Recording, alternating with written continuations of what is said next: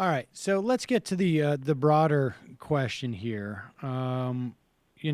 We had talked many times over the past couple of years about the chance that Congress would, or two scenarios. One, that Congress would actually be able to get its act together, and I don't even want to frame it that way. That Republicans would be willing to fix the Voting Rights Act that essentially the Supreme Court had kneecapped by coming up with a new formula for pre-clearance for those states that were subject to it under the Voting Rights Act as it was reauthorized by the Congress in 2007. The other opportunity was that a Democratic president would appoint a fifth justice, and then perhaps, who knows after that, and the Supreme Court would revisit it based upon what had happened since. Both those things seem to be dead now. Is that right? Yeah. I mean, I wish I had better news, but they're both dead. I mean, Democrats needed to take back the Senate. They needed to pass a restored Voting Rights Act, and they needed to put a lot of pressure on Paul Ryan, who said he personally supported it but wouldn't pressure his committee chairman to do anything to try to get this thing passed and then have a Democratic president who would sign it. But that's not happening.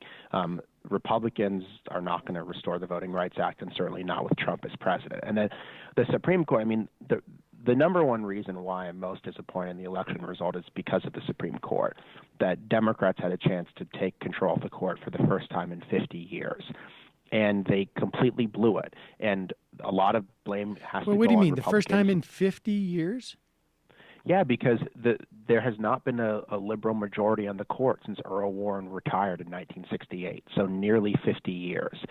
There has been the Burger Court, and then the Rehnquist Court, and then the Roberts Court. And recently we were dealing with the 4-4 court, which was better than a 5-4 conservative court, but there was still not a liberal or even a sort of centrist majority. And so this was a huge, I can't even overstate how big of a missed opportunity this was. And obviously the Republicans who blocked Merrick Garland deserve a lot of blame. But I think, first off, I think President Obama deserves blame for nominating Merrick Garland, who was a totally uninspired choice, who did nothing to motivate the Democratic base. They could have picked someone who was younger, who was more diverse, and then and Hillary never made it an issue.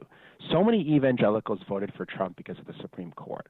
But there was no corresponding constituency in the Democratic Party that was motivated by the court, that said, we need a court that will restore the Voting Rights Act and overturn Citizens United and all these things that Bernie Sanders talked about during his campaign. It just was totally not part of any of the messaging.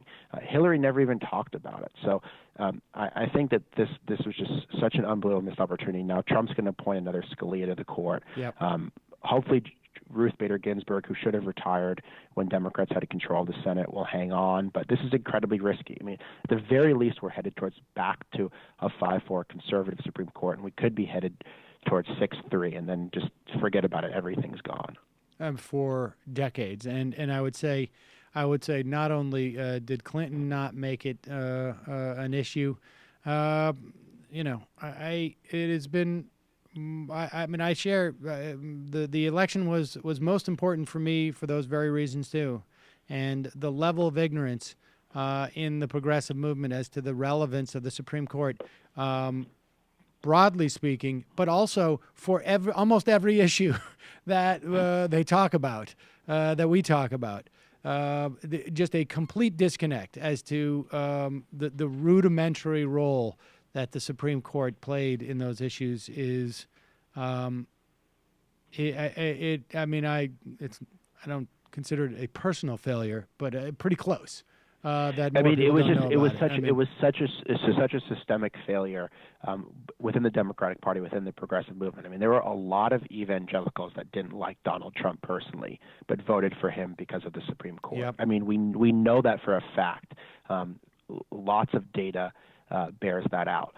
But it just didn't motivate people. I mean, it didn't seem to motivate Democrats who thought about staying home. It didn't seem to motivate people who thought about voting third party, who may have cared about climate change or the right to choose or all these other issues that are coming before the Supreme Court. It didn't seem to motivate young voters who care about things like immigration reform and criminal justice reform that are coming before the court. I mean, the link was, you could either say that the link was made and people just didn't care, or you could say that it just wasn't front and center to begin with. And I don't know if they just worried that making it front and center would motivate Republicans more. But I mean, when Obama had an opportunity to do this and nominated kind of an old centrist white guy, right, he really, in my opinion, missed an opportunity to make this a galvanizing issue. What if he had instead chosen a liberal black woman? Oh, that would have made it a front and center issue. I had this argument that politically the choice was horrible. I mean, you know, he would have been an upgrade from Scalia. I don't think that the guy was a horrific choice for the Supreme Court, but the issue wasn't that you were going to seat this guy. The issue is like, are you going to be able to build public pressure to seat him? And, you know, the argument that this is going to put pressure on Chuck Grassley. What? It never worked. The fever never broke during Obama's entire presidency. No. And the idea that it was going to break over the Supreme Court of all things, right, which you can't repeal unlike Obamacare, is just unbelievable. So I think it was a huge missed opportunity.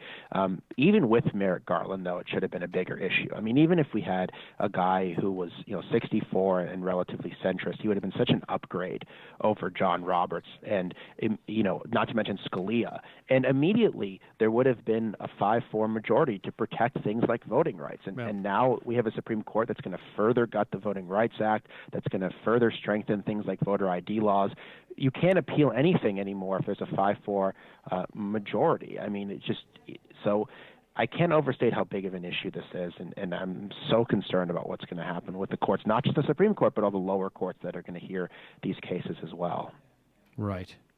Because, of course, the Supreme Court is going to set the tone for these things. Hey, it's Sam Seder. Why don't you subscribe to this channel? You can do so right over here. Over. Subscribe.